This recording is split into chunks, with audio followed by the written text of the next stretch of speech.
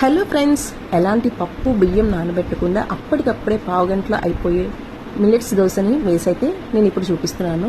ఇదైతే నేను millets.in అనే ఇన్స్టాగ్రామ్ ఐడి నుంచి అయితే ఆర్డర్ చేసుకున్నాను. ఇది ప్రిపేర్ చేయడం కూడా చాలా ఈజీ. ఒక కప్పు పిండి తీసుకుని అందులో కొంచెం పెరుగు యాడ్ చేసి అలాగే కొంచెం బాయిల్ వాటర్ యాడ్ చేసి బాగా మిక్స్ చేసుకోవాలి. ఆల్రెడీ ఇందులో సాల్ట్ ఇస్తారు, సో మళ్ళీ మనం కొంచెం సాల్ట్ యాడ్ చేసుకుంటే సరిపోతుంది. బాగా మిక్స్ చేసేసుకున్న తర్వాత కొంచెంసేపు 15 minutes పక్కన పెట్టుకుని మనం త్వరగా దోశలు వేసుకోవడమే. నార్మల్ దోశ వేసుకున్నట్టు వేసుకోవడమే. బట్ ఈ మిల్లెట్స్ దోశ నార్మల్ దోశ కన్నా చాలా బాగుందండి టేస్ట్ అయితే.